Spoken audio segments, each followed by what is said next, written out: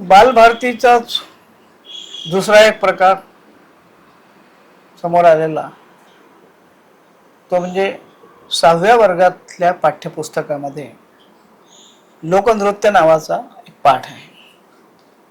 या पाठाबाबत एक माहिती आली. ती माहिती आम्ही त्याच्यामध्ये बालभारतीच्या संचालकांचा काही प्रतिक्रिया आणि खुलासा सुद्धा सोबत होता. या लोकनृत्यामध्ये या पाठामध्ये महाराष्ट्रातल्या केवळ लोकनृत्य नावाच्या परंपरेतल्या प्रचंड समृद्ध परंपरा आहे. त्यातल्या कुठल्या नृत्याचा समावेश होता तर दिंडी नृत्याचा. आता लोकनृत्यामध्ये दिंडी नृत्य हा प्रकार कसा आणि सामावून घ्यायचा तो पुन्हा वेगळा मुद्दा, पण महाराष्ट्रातला एक प्रकार होता आणि 4 प्रकारे महाराष्ट्राच्या बाहेरच्या देशातल्या वेगवेगळ्या प्रांतातले होते. 6व्या वर्गाची मुलं यांना आपण माहिती करून देतोय. कशाची? लोकनृत्य परंपरेची. कुठल्या? महाराष्ट्रातल्या की भारतातल्या? प्रमाण काय? पुन्हा मुद्दा बोली आणि प्रमाण भाषा यांचं प्रमाण काय, असा जसा आम्ही आधी विचारला होता तसाच इथेही प्रश्न हा उभा राहिला की महाराष्ट्राबाहेरचे 4 नृत्य प्रकार तुम्ही 6वीच्या मुलांना, जेमतेम प्राथमिक मधून आलेला मुलगा विद्यार्थी, यांना तुम्ही महाराष्ट्रातल्या लोकनृत्य परंपरेची, त्यात किती लोकनृत्य आहेत, काय आहेत याची माहिती करून देणार आधी, की सरळ त्याला लोकनृत्य प्रकार जो आहे विशिष्ट त्याची माहिती करून देणार? मग करून देणार तर त्यातली महाराष्ट्रातली 5ही का नाही? महाराष्ट्राच्या बाहेरची कशा करता? त्याचं काय म्हणजे त्याचे काय निकष? महाराष्ट्राबाहेरचे पुस्तक महाराष्ट्रातलं, विद्यार्थी मराठीचे, महाराष्ट्रातल्या विविध भागांमध्ये नृत्य प्रकार आहेत लोकनृत्यांचे, ते सगळं सोडून आपण जणू काही महाराष्ट्रामध्ये लोकनृत्याची समृद्ध लोकनृत्यांची परंपराच नाही आहे असं त्याच्यातून चित्र उभं व्हावं. आणि म्हणून एक दिंडी नृत्य फक्त त्याच्यातून, बाकीचे 4 बाहेरचे.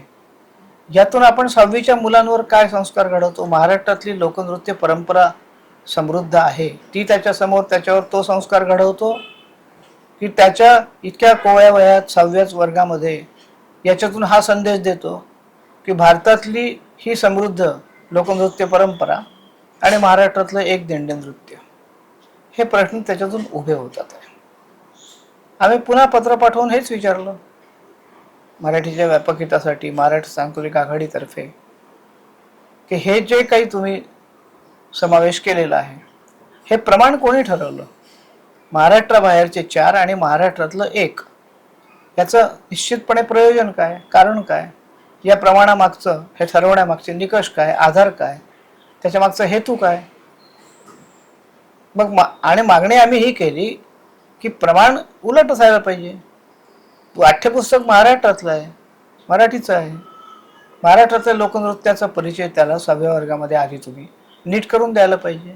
वानगी दाखल, उदाहरणं दाखल भारतातलं एखादं महाराष्ट्राबाहेरचं लोकनृत्य असणं हा वेगळा भाग आहे, पण 4 बाहेरची असणं आणि 1 महाराष्ट्रातलं असणं हे महाराष्ट्रातल्या समृद्ध लोकनृत्य परंपरेचं अवमूल्यन आहे. असा संस्कार त्या मुलावरती आपण न्यूनगंड निर्माण करणार त्याच्या त्या कोवळ्या वयात, की महाराष्ट्रात फारशी लोकनृत्यच नाही आहेत म्हणून केवळ 1 सांगितलं आणि बाकीची आपल्याला भारतातली सांगितली, इतर भागातली. धोरण काय याच्या मागे पुन्हा? आणि मग बालभारतीच्या संचालकांनी त्या बातमीमध्ये असं म्हटलं होतं की आराखड्यानुसार हे करण्यात आलेलं आहे. म्हणून आम्ही ते पत्र दोघांनी लिहिलं, राज्य शैक्षणिक संशोधन परिषदेलाही आणि बालभारतीलाही. मग राज्य शैक्षणिक संशोधन परिषदेला आम्ही विचारलं की आराखडा तुम्ही दिला का? पुन्हा तोच प्रश्न. आराखड्यानुसार जर हे आहे तर तो आराखडा, आम्ही त्याची प्रत मागितली की तो आराखडा द्या, त्या आराखड्यात नेमकं काय समाविष्ट करायला सांगितलेलं आहे ते आम्हाला कळू द्या, काय त्याच्यामध्ये असायला पाहिजे, त्या सांगितल्याप्रमाणे पाठ्यपुस्तकात आलाय की नाही आहे, त्याच्यात नेमकं काय आहे, प्रमाण त्यांनी काय सांगितलं, दिंडी नृत्य हा एकच प्रकार का सुचवला, बाकीचे का सुचवले गेले नाही. आता 6वीच्या मुलांसाठी तुम्ही सगळं हे करत असताना जुन्या म्हणजे कोणत्या वर्गाच्या संबंधामध्ये आधीची तुम्ही सांगितलेली आहेत, असं एक त्याच्यामध्ये खुलासा होता की आधी काही आम्ही सांगितलेलं आहे. त्याच्यात हा जो पाठ आहे हा डॉक्टर सरोजिनी बाबर यांच्या नावाने आहे. म्हणजे त्यातून समज असा होतो की हा पाठ सरोजिनी बाबर यांनी लिहिलेला आहे, हा कुठून तरी घेतलेला आहे. तेही आम्ही विचारलं कोणत्या वर्गाच्या कोणत्या पुस्तकातून कधी हा पाठ दिला गेला, तोही आम्ही विचारला. मूळ पाठ काय आहे ते आम्हाला बघू द्या. सरोजिनी बाबर तर असं काही लिहितील असं मला वाटत नाही बाहेरच्या एखाद्या या वर्गाच्या मुलासाठी. मग ही जोडतोड आहे का की ह्या त्यांचा मूळ लेख आहे हे बघायला पाहिजे. अद्यापपर्यंत सरोजिनी बाबर यांचा जो पाठ आम्ही मागतो आहे, ज्या वर्गाचा तो आहे, त्याचा संदर्भ सुद्धा दिलेला नाही आहे. ही शिस्त नसते. शिस्त अशी असते की त्याचा संदर्भ द्यावा लागतो. नेमका वर्ग कोणता, कोणत्या वर्षीचं पुस्तक आहे. बरं, हे तुम्ही पुस्तकातही दिलं नाही, आम्ही मागतोय आम्हालाही सांगितलेलं नाही. हे कोणतं अध्ययन पद्धत आहे, ही कोणती शिस्त, बौद्धिक वैचारिक शैक्षणिक शिस्त आहे. इतका गोंधळ, इतका घोळ, इतका संभ्रम, इतकी संदिग्धता का ठेवली जाते. याच्या मागे काहीतरी धोरण असलंच पाहिजे. धोरण विहीनता ही सुद्धा एक धोरणाचाच भाग असते. अनेकदा धोरणच द्यायचं नाही आणि मग ज्या अधिकाऱ्याला जसं वाटेल तसं त्याच्या करू द्यायचं, मग त्याच्या डोक्यावर खापर फोडायचं, असं काही आहे का. हे सगळं महाराष्ट्राला, मराठीच्या सगळ्या कार्यकर्त्यांना कळलं पाहिजे. संचालकांनी असं म्हटलं होतं की ज्याचा उल्लेख नाही ते शिक्षकांनी वर्गात ओळख करून द्यायचं आहे. म्हणजे काय करायचं आहे, कशाची ओळख करून द्यायची आहे शिक्षकांनी. जे म्हणजे कोणतं, किती, सगळी लोक नृत्य महाराष्ट्रातली 2, 4, 5, 10, 15, 20, 25, कोणती, किती, कशासाठी. त्याचे काही तुम्ही सूचना दिल्या शिक्षकांना, वेगळ्या काही निर्देश दिले, काहीच नाही. केवळ तुम्हाला वाटलं म्हणून तुम्ही हे वाक्य उच्चारलं. तर शिक्षकांनी कशाची ओळख करून द्यायची आहे. तुम्ही एक नृत्य प्रकार त्याला शिकवायला दिला, 4 भारताच्या बाहेरचे दिले, शिकवले. आता त्यांनी अजून काय शिकवायचं आहे अशी तुमची अपेक्षा आहे. तुमच्या आराखड्यात काय आहे ते सांगा. तुम्ही त्याला काही वेगळे निर्देश दिले असतील ते सांगा. यातलं काहीही तुम्ही सांगायला तयार नाही. मग तुम्ही हे आणता कुठून. तुम्हाला धोरण करण्याचे अधिकार नाही. धोरण आराखडा करणारी जी संस्था आहे तिने काही दिलेलं नाही. ते मुख गिळून आहेत, ते बोलायला तयार नाही, उत्तर सुद्धा देत नाहीत. लोकनृत्य या प्रकारावरती हा सगळा जो प्रकार आहे याच्यामध्ये कशाची नेमकी माहिती शिक्षकांनी द्यायची, किती प्रकारांची द्यायची, त्याच्या काही सूचना नाही. आम्ही मागणी ही केली की 6वीच्या मुलांसाठी हे प्रमाण जे आहे ते महाराष्ट्रातले 4 आणि महाराष्ट्राच्या बाहेरचं 1 अशी म्हटल्याप्रमाणे उदाहरणादाखल. त्याचं बरंच काय उत्तर नाही. नंतर उत्तर आलं. त्या अगोदरच्या पत्राप्रमाणे ते मुद्देसूद नव्हतं. त्याच्यातही विचारलेल्या बाबींची उत्तरं नव्हतीच. आराखड्याची प्रत अजूनही आम्हाला मिळालेली नाही. आराखड्यात काय सुचवलेलं आहे अजूनही सांगितलं गेलेलं नाही. प्रमाण कोणी सुचवलं त्याची काहीच उत्तर नाही. उलट दिंडी नृत्य म्हणजे काय ते आम्हाला समजावून सांगितलं गेलं, ते आम्ही विचारलंच नाही. जे विचारलेलं नाही त्याची तुम्ही सविस्तर उत्तर देताय. जे विचारलंय त्याची तुम्ही उत्तर देण्याचं टाळताय. सरोजिनी बाबर यांचा पाठ कुठून आणला, कोणत्या वर्गाचा आहे, त्याचं वर्ष काय, तो तुम्ही पाठवलेलं नाही. त्याचं उत्तर सुद्धा तुम्ही देत नाही. म्हणजे महाराष्ट्रातल्या एवढ्या समृद्ध लोकनृत्य परंपरेचा त्या मुलांवरती नेमका कुठला संस्कार आपण घडवायचं धोरण आहे, उत्तर नाही. एकच प्रकार का घेतला त्याचंही उत्तर नाही. आता ज्याचा उल्लेख करायचा आहे त्याबद्दल काहीच माहित नाही. हा सगळा जो प्रकार आहे, महाराष्ट्रातल्या मुलांसाठी तुम्ही पुस्तक काढता आहात, तिथे तुमचं एक अभ्यास मंडळ आहे, वरती राज्य शैक्षणिक संशोधन परिषद आहे.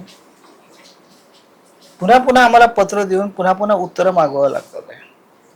बालभारतीच्या संचालकांनी चुकीची का होईना, मुद्देसूद नसलेली का होईना, पण उत्तरं तरी दिली.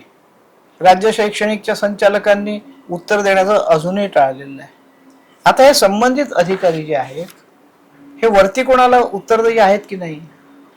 आणि मुख्यमंत्र्याचं कार्यालय पत्र आमचं गेलं की ताबडतोब आम्हाला सांगतं की संबंधित विभागाकडे पाठवण्यात आलेलं आहे, त्यांच्याशी संपर्क साधावा. त्यांना संपर्क साधल्यावरती ते उत्तरच देत नाही. मग त्यांना मुख्यमंत्र्याच्या कार्यालयाचं काम तिथे संपून जातं. शालेय शिक्षण मंत्र्याच्या कार्यालयातून उत्तरच नाही. म्हणजे उत्तरच न देणं ही एक विचित्र संस्कृती गेल्या 10 वर्षामध्ये सरकारच्या राज्यकारभाराची आहे. पाठपुरावा केल्यानंतर जी उत्तरं येतात ती अशी असंबद्ध येतात, मुद्देसूद येत नाहीत. पुन्हा पुन्हा त्याचा पाठपुरावा करावा लागतो. म्हणजे सेवाभावी कार्यकर्त्यांचा हा किती एका अर्थाने अवमान आहे, अवमूल्य नाही, छळ आहे की पुन्हा पुन्हा त्यांनी तुम्हाला विचारत राहायचं. पहिल्याच पत्राला तुम्ही नीट उत्तर का देऊ शकत नाही? आणि या सगळ्या मंडळींना, या सगळ्यांच्या प्रती आम्ही मुख्यमंत्री कार्यालय, शालेय शिक्षण मंत्री, संबंधित सचिव सगळ्यांना पाठवतो. मग ते यांना जाब विचारून ते का उत्तर देत नाहीत आम्हाला? जर याच्यात काही त्रुटी असतील त्यांच्या लक्षात आम्ही आणून दिलेल्या असतात प्रत्येक वेळेला. हा एकूणच शासन प्रशासनाचा जो दृष्टिकोन आहे, सगळ्याच पद्धतीच्या सगळ्याच गोष्टींकडे बघण्याचा, हा इतका बेजबाबदारपणाचा का आहे? हेच प्रश्न वारंवार पुन्हा पुन्हा याच्यातून निर्माण होत चाललेले आहेत. अजून एक बालभारतीशी संबंधित तिसरा मुद्दा,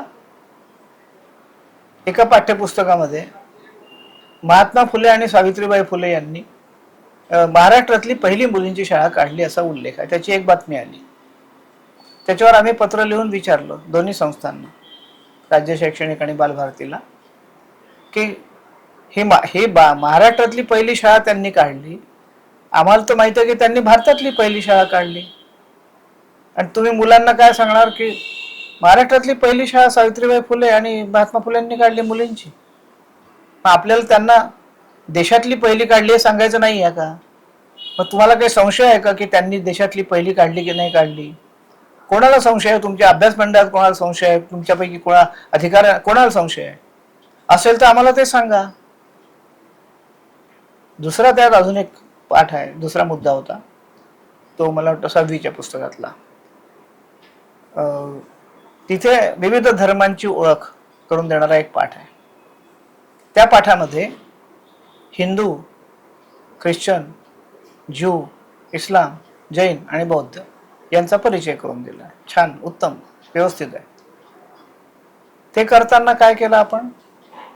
ते करताना आपण हिंदू, इस्लाम, ज्यू, ख्रिश्चन हे चारही धर्म जणू काही या प्रत्येकाला स्वतःचा स्वतंत्र धर्मग्रंथ आहे या पद्धतीने त्या धर्मग्रंथांचे आपण उल्लेख केले. ज्यू, इस्लाम, ख्रिश्चन यांना त्यांचा धर्मग्रंथ आहे, परंतु हिंदूंचा कुठलाही एक विशिष्ट धर्मग्रंथ नाही आहे. तो कसा काय मग यांच्यासोबत? आपण त्या मुलांना हे सांगतोय हिंदूंचा एक विशिष्ट धर्मग्रंथ नाही, जसं जैन आणि बौद्धांचा एक विशिष्ट धर्मग्रंथ नाही म्हणून तुम्ही त्यांच्या धर्मग्रंथाचा उल्लेखच केलेला नाही कोणत्याच. आम्ही हे लक्षात आणून दिलं की जैन आणि बौद्ध यांच्याही धर्मसाहित्य, त्यांचं दर्शन याच्याबद्दलचे अनेक ग्रंथ आहेत. त्यातले जे महत्वाचे आहेत ते मुलांना कळायला पाहिजे ना, जसं तुम्ही बाकीच्या धर्माचे सांगितले.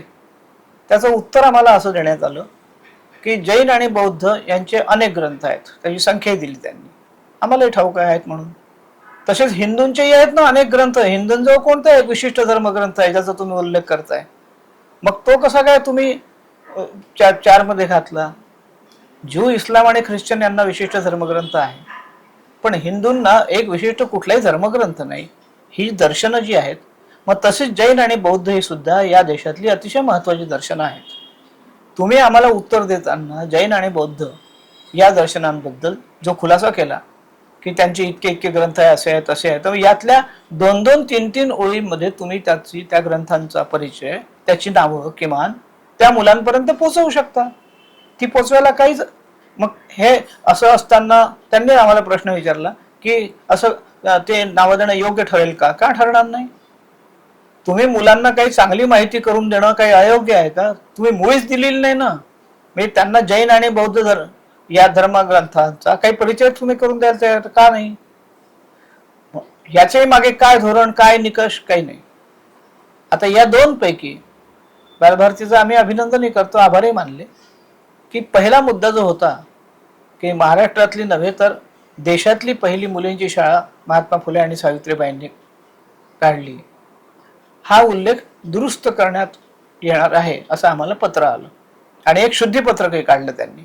आता दुरुस्त करणार म्हणजे काय करणार? तुम्ही पाठ्यपुस्तकं पुन्हा छापणार की त्याच्यावर चिठ्ठ्या लावणार सगळ्या पुस्तकांवरती, की तुम्ही शिक्षकांना फक्त काय नेमकं काय करणार? याच्यातही संभ्रम कायम आहे. अद्यापही ते आता आम्ही विचारलंय, त्याचं अजून उत्तर यायचं आहे. हा सगळा जो घोळ आहे, हा सगळा जो गोंधळ आहे, हा सगळा जो संभ्रम आहे, आणि हे सगळं जे अतिशय सहजपणे घेणं चाललेलं आहे, याला कुठेतरी निश्चितपणे शिस्त लागली पाहिजे. काय निकष आहेत, काय धोरण आहेत, काय आराखडा आहे, त्यानुसार हे होत आहे की नाही ते तपासणारे कोणी जबाबदार अधिकारी आहेत की नाही आहे. राज्य शैक्षणिक संशोधन परिषदेतही आणि बालभारतीतही नसतील तर ते नेमा, आणि कोणीच नसतील तर या दोन्ही संस्थांच्या या संपूर्ण देखरेखीसाठी महाराष्ट्रात भरपूर तज्ज्ञ आहेत अनेक विषयातले. त्यांची या संपूर्ण गोष्टींवरती जर तुमच्याजवळ अधिकारी नसतील, एक अशासकीय तज्ज्ञांची समिती नेमा, तपासा आधी नीट, आणि मग मुलांपर्यंत पुस्तकं पोहोचवा. काही घाई करायची गरज नाही आहे. वर्षभर आधी प्रक्रिया सुरू करा, 2 वर्ष आधी सुरू करा, पण त्या मुलांच्या, कोवळ्या मुलांच्या मनावरती कोणते संस्कार करायचे याची नीट धोरणं ठरवा. ज्या पद्धतीने हे चाललेलं आहे हे थांबवा. धन्यवाद.